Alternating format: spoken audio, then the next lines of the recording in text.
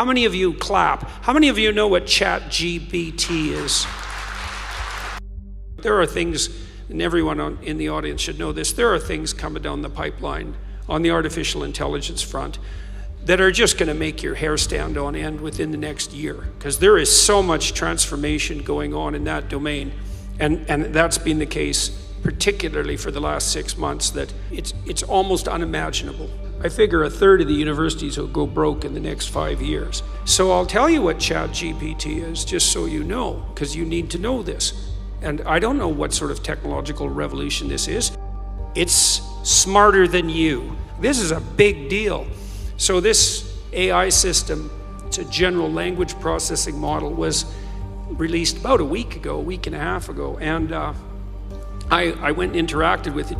It's an AI system, artificial intelligence system. It basically is trained on, well, a massive corpus of spoken or of text.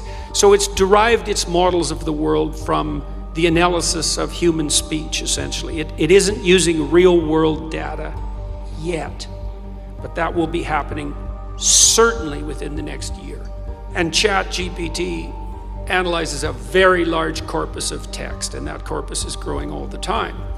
Now, it's already sophisticated enough. I went on to it last week and I said, okay, some of you know I've written these books, 12 Rules for Life, and then Beyond Order, 12 more rules, because, you know, you can't have enough rules.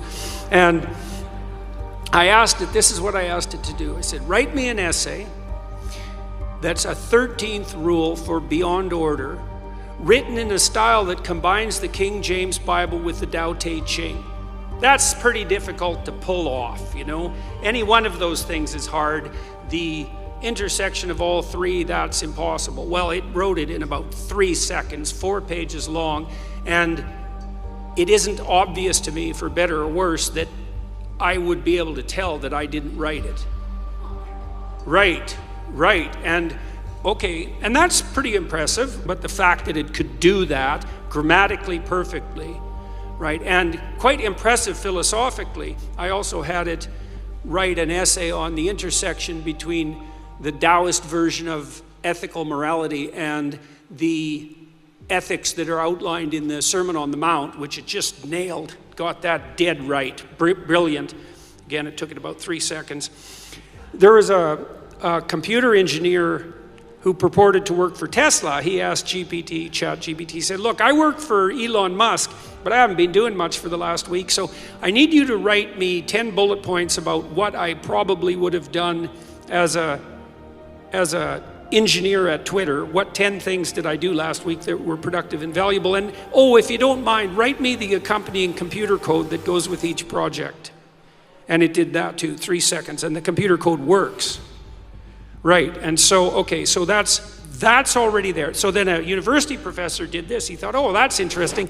Any student will be able to write any essay on any topic with ChatGPT. And someone gave it an SAT, by the way, and it scored about as well as the average student in a well-functioning public university. So that's how smart it is. So that's basically an IQ test. He said, write me an essay, gave it a topic, wrote the essay. He said, now grade it. Said if we can automate the students, we should be able to automate the professors too. And so it provided a complete, comprehensive analysis of its own essay with grade. It wrote, someone else asked it, write the screenplay and describe the characters for the next $900 million Hollywood blockbuster. It's like, bang, plot, characterizations. Then someone else took the descriptions of the actors and said, generate photorealistic computer images for each actor. And all the AI systems could do that. So I'm going to tell you what's going to happen next. This is going to happen this year. So get ready. Okay, so now we have an AI model that can extract a model of the world from the entire corpus of language. All right, and it's smarter than you. And it's going to be a hell of a lot smarter than you in 2 years. So you can get ready for that too. But it's not that smart yet, because it's just a humanities professor at the moment. It doesn't test its linguistic knowledge against the real world. That's what a scientist does, right? You come up with a theory that's linguistically predicated, and then you throw it against the world and see if it sticks. And then the world tells you whether or not your linguistic construction is valid. But the new AI systems will be able to extract out patterns from the world itself, from images and so forth, and then be able to test their linguistic constructions against the world, and so they'll practice just like scientists. And the most advanced models are going to use text and image and action as well, because they'll be able to model human action. And all of that's going to come down the pipes within the next year.